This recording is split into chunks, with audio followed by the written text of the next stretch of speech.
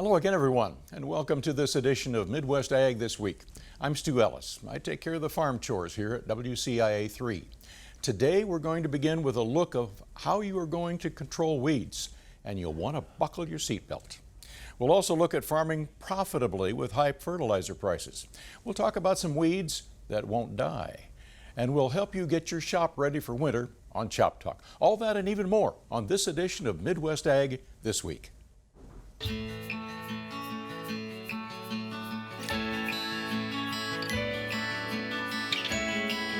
Welcome to Midwest Ag This Week with host Stu Ellis. Well, COVID issues at Chinese chemical plants, shipping issues across the Pacific, and hurricane damage to U.S. chemical plants at the Gulf have all combined to reduce the availability of popular herbicides Roundup and Liberty.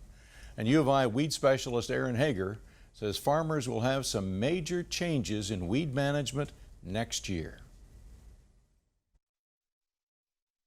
There's going to be alternative products, but we certainly suggest that we take the time to understand what the spectrum of control is for these products if you have not used them before, and do they adequately control the species that you have most commonly or most problematic in your fields. So we really need to know what our species are, and then we then match that up with whatever Plan B herbicide takes care of. Sure. I mean, if you're in a no-till setting and mare's tail horseweed is one of your problems, and it's difficult to find maybe your first line of defense, so to speak, in terms of a burn down product. Are you able to find something to replace that still has the good efficacy against the mare's tail? And then specifically, if we have tight supplies again of these post-applied products, the glyphosate, the glufosinate, what could be your alternative choices there? And certainly you need to understand what your weed spectrum is. Are you relying on glufosinate because your glyphosate has not been effective on things like the amaranthus species? If you have a tight supply of glufosinate, do you have an alternative in place? And that could actually impact what your trait selection could be for your soybean varieties as we move into the 2022 season. Building that good solid residual from the get-go is going to be of paramount importance in this time where we have very limited availability of some of these more common foliar applied products. Think about also, do you need to reconsider what your trait options might be as we move into the 2022 growing season? If you had planned on maybe using a glufosinate resistant soybean variety, do you now maybe need to consider, well, if I can't get a supply of glufosinate, do I need to look at something different? Do I need to look at a dicamba resistant trait? Do I need to look at a 2,4-D choline resistant trait instead of just a Liberty Link or a glufosinate resistant soybean trait? Now, switching from herbicides to fertilizer, and with nitrogen and other fertilizer doubling in cost, how does a farmer make rational decisions to retain profitability? Anyone have an answer out there? Anybody? Well, let's call in U of I farm management specialist Gary Schnitke. Gary, can you help us out with that? So if you look at $5 corn and $12 soybeans, and trend yields, or what we would expect to have for yields, corn is just as profitable as soybeans. Not more, it's about the same profitability at this point in time. If we would go back to the budgeting numbers we used earlier in August and September, $4.50 corn and $12 soybeans, corn was not as profitable as soybeans.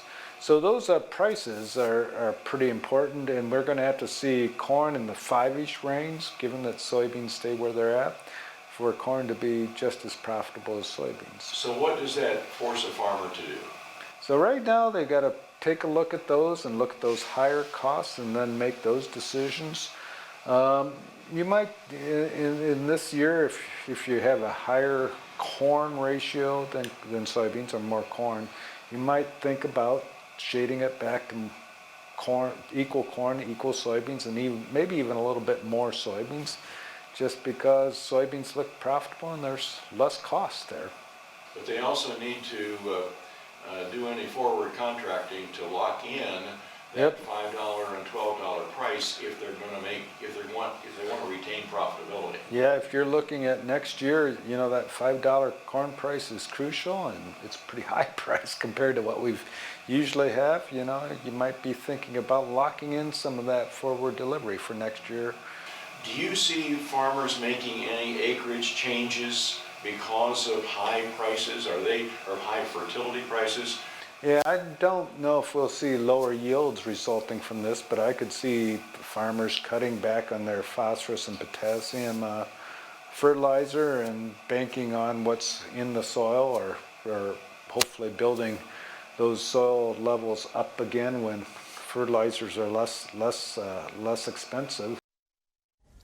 If you want some sun, if you want some warmth, he can get it for us. Yes, unfortunately, really not much of it in this forecast, unfortunately. So, yeah, we've got a lot of rain in our forecasts, too, for this week, potentially looking at maybe 2 to 3 inches, if not more, of rain for the week. We don't want that. We want some heat. We want some dry weather, because stalks, both soybeans and corn, are getting a little fragile. Yeah, and unfortunately, we actually have to talk about some storm chances, too, with our forecast, too. This is not exactly one of the better forecasts for this upcoming week. So we actually have our Storm Prediction Center's outlook up currently, and you'll see that we actually have up to an enhanced risk already for our Sunday, which would mean that we potentially could be looking at storms that have damaging wind gusts, damaging hail, and maybe even the possibility of tornadoes. And like I also just said with Stu, is that we've got a ton of rain in our forecast too for the weekend into early next week, and by the middle of next week, multiple systems will come through providing us with rain showers, potentially dumping 2 to 3 inches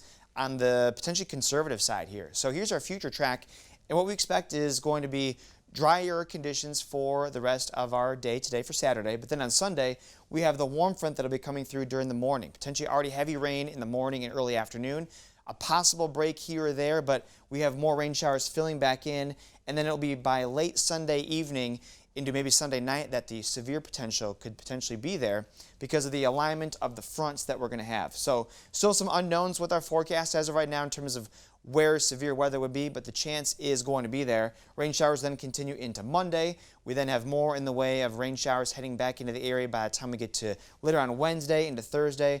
So it's going to be multiple rain systems coming through here that will provide us with, like I said, 2 to 3 inches, if not even more than that. Now, Stu wanted some heat. We do have some temperatures that will be getting into the 70s on Tuesday. That's actually going to be a dry day, but that's in between some very wet days here. So it is going to be definitely a wet forecast for sure for the week. Our 8 to 14 day outlook does take us from October 29th to November 4th. Temperature-wise, trending about normal. And then, Stu, you've got here drier than normal conditions for October 29th to the 4th. So that's at least some good news there. But yeah, we're looking at a lot of rain this week for the weekend and into next week also. We've already had a lot of field loss because of all of the fungus in the corn. Sure, yeah. And this could invite some more. Correct. And it's going to be hard to dry all this out. All right. Thanks, Jack. Yeah. Land prices coming right up. Welcome back to Midwest Ag This Week. There's a sizable volume of farmland on the market here in central Illinois, both at auctions and for private sale. And given current price trends, some of it could be sold for record high prices, maybe this winter. The farm sale season will soon be upon us, and Matt Weiss, who is with Heartland Bank, senior farm manager and a rural appraiser, are we going to see those $26,000 prices for central Illinois farmland that's being bid in Iowa? Well, that's anybody's guess, but there's certainly a lot of momentum in the market, and we've seen some prices considerably higher than we would have dreamed of a year ago. And what is the trend here? The trend is up, but are we going to see a lot higher prices this winter? Can you really have an idea on that? It's difficult to say. Demand has been very high. Supply of farms for sale has been low, which has contributed to the high prices. There's certainly a lot of money in the farming community and entering the farming community. So it's definitely possible we'll continue to see high prices. Yeah, you mentioned money coming into the farming community. Are you saying that farmers with those new resources are the main buyers? That's definitely part of it, but I'd say the bigger thing we see right now is a lot of investors taking profit out of the stock market and putting it in something tangible where they feel like there will be a good return. Okay. They seem to be very bullish. Farmland you know, it's something tangible to put your money in, where you know you can go out and look and see it, and there's just a lot of uncertainty in the stock market and alternative investments. But when we see farm sales this winter, why we can count probably on higher prices, and who knows who's going to buy it. I believe so. You know, in the next 6 weeks, I've got 30 auctions in Central Illinois on my calendar that I hope to keep track of. You know, 6,000 plus acres of land here in Central Illinois that will be changing hands, and it'll be interesting to see. So we'll see what happens. And we'll see what happens with some acreage down on the Univi South farms, because a lot of it's wet. And farms are going to be getting dried out with the help of a massive drainage project over several thousand acres of university and privately owned farmland south of Champaign-Urbana. U of I Research Director Alan Parrish says the initial project goes south and west from Race Street. Right now there's some tiles already in there for research use, and they're looking to expand some of that tiled acres for the spider camera that's going up over there for phenotyping work. And so in order to get those fields tiled, we need some new mains to allow for the fields to drain properly and allow for the crops to grow in a nice, healthy fashion. Now, is this going to be a big cut through a lot of research plots?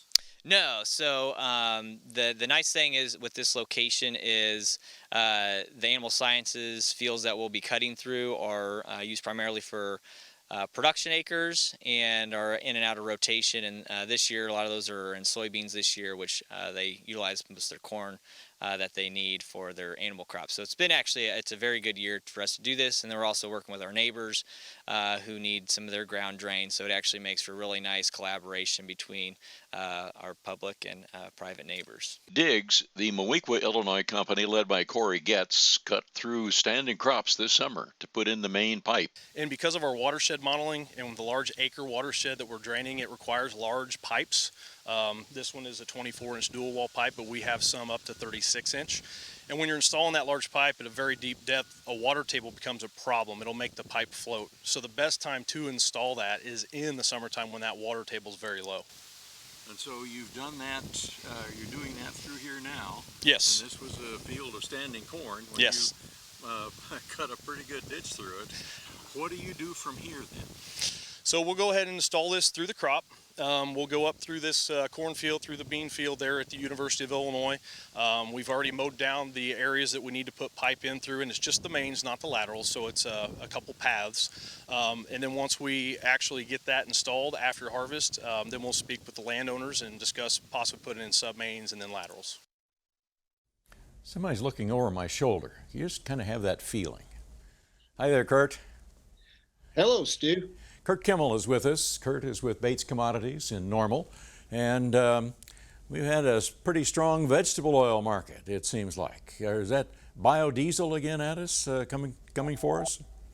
A lot of different things. World vegetable oil market's on fire. The bio's a strong thing. Coupled with the ethanol picture here, we saw ethanol margins increase, profitability, ethanol stocks lower, and we saw the crude oil market take off here this week. So a lot of supporting feature. Inflationary winds are flowing again. I think it comes from the container market.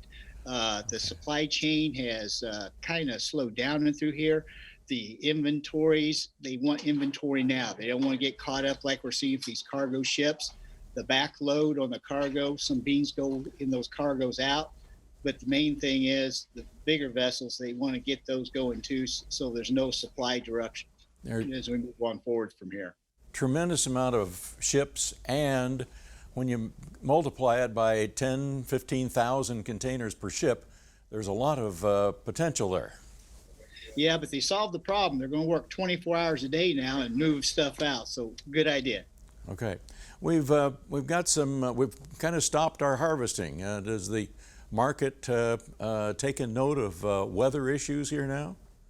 Yeah, that's the big thing here. We got still quite a bit of crop to take out in some areas in through here. And I think we're kind of looking at a type of situation. We'll come in here next week and look at the weather picture here. I think the longer term picture is we're putting it in some type of seasonal low. If you look at the seasonality in through here, This weather might help it. And once harvest wraps up, the producer's not going to empty a bin right away. Once he pays minimum storage, he's not going to sell it right away. So there's a lot of moving parts in through here. I think we're building a fall low in place here, Stu. Right. I've talked to several farmers lately, and they're thinking about putting in some bids, but they just haven't done it yet. So maybe they're looking at that harvest low, wanting to get something above that anyway. Yeah, I think we're in a situation here where commercial storage might pay a little while going into year end. That's right. Kurt, thanks much. We'll talk to you soon. Very good. We've got some more for you, and we'll take you to a special shop over in Cass County.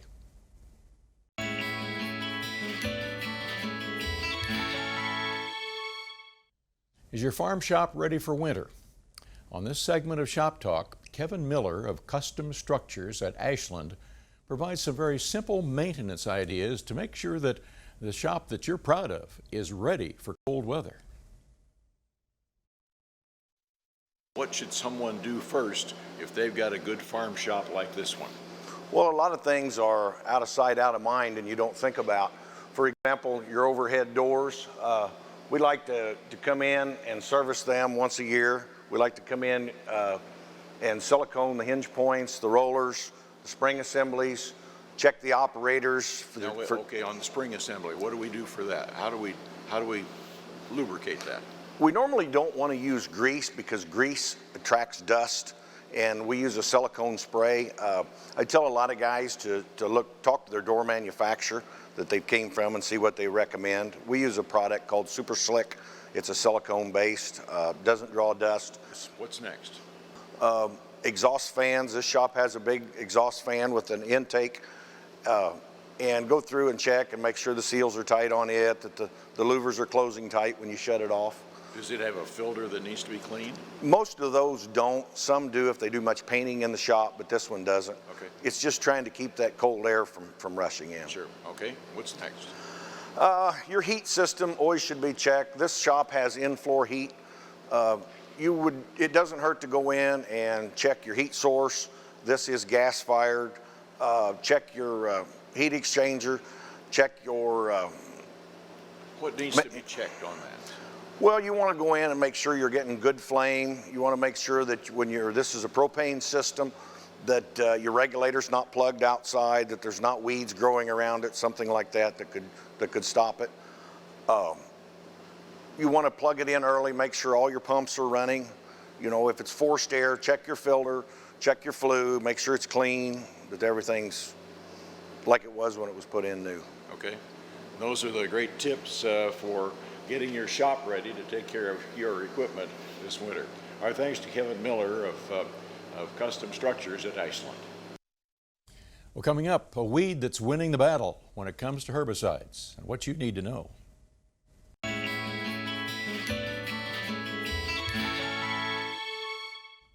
Water hemp, your favorite weed, seems to be winning the battle when it comes to herbicides. It's already victorious over glyphosate. There's a patch of it in McLean County that will not succumb to herbicide chemistry that was never used in the field. That discovery was made when the herbicide would kill the corn, but not the water hemp. Dean Riekers, a plant physiologist with the University of Illinois College of Aces, has found some weeds that basically are pretty tough to kill with any type of chemical.